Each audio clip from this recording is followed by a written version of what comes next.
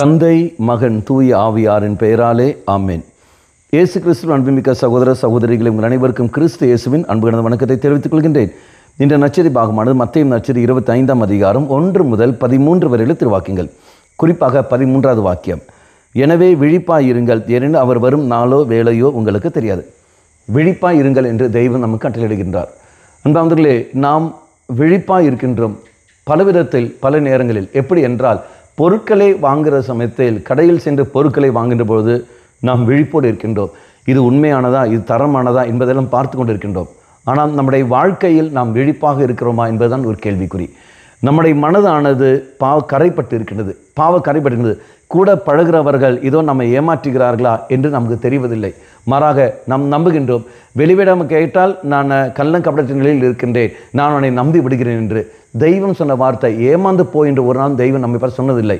மாறாக சொன்ன வார்த்தை நம்ம எல்லோருக்கும் தெரியும். மத்தேயு நற்செய்தி 10ஆம் அதிகாரம் 16ஆம் வாக்கியத்தில், இதோ ஓநாய்களுக்கு மத்தியில் செம்மறி ஆடுகள் அனுப்புவது போல நான் உங்களை அனுப்புகின்றேன்.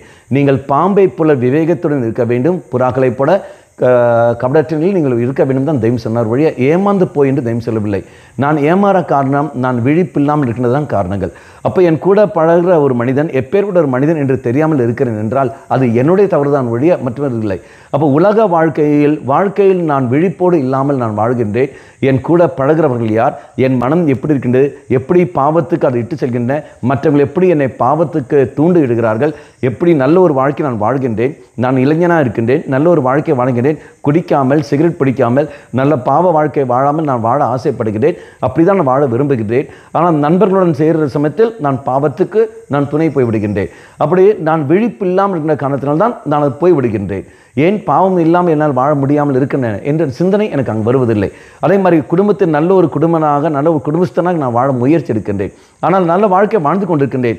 மற்ற சூழல் வருகின்ற போது சூழல் மேல் பழியப்பட்டு கொண்டு நான் போய்விடுகின்றேன். அது காரணம் என்ன? நான் விழிப்போடு இல்லாமல் இருக்கிறதான் காரணங்கள். தயாரிப்பு இல்லை, கண்டு கொள்ளாத தன்மைகள் இதெல்லாம் வருகின்றன. ஆக இறைசனில் மன்றாடுவோம். ஆண்டவரே, வாழ்க்கையில் விழிப்போடு நான் வாழக்கூடிய வரத்தை எனக்கு தந்துள்ளோம். அந்த விழிப்போடு வாழ்வதற்கான வழிதான் ஒன்றுதான் இறை வார்த்தை. இறை வார்த்தை நாள்தோறும் நான் படிக்கின்ற சமயத்தில் அந்த வார்த்தைக்கு ஏற்றபடி என் வாழ்க்கையை நான் அமைத்துக் கொள்கின்ற பொழுது பாவ நிலையிலிருந்து, பாவ சூழலிலிருந்து இதோ என்னால் விட்டு மாறி நல்ல ஒரு வாழ்க்கை வாழ முடியும். கண்களை மூடிக்கொள்ளுங்கள். நல்லவனாய் தெய்வமே, விழிப்போடு நான் வாழக்கூடிய வரத்தை எனக்கு தந்துள்ளோம்.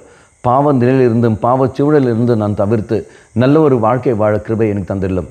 அம்மா மாதாவே, தெய்வ மாதாவே, எங்கள் மாதாவே, என் அன்னையே, விசேஷமாக எங்களுக்காக பரிந்து பேசும். ஆமேன். தந்தை, மகன், தூய ஆவியாரின் பெயராலே ஆமேன்.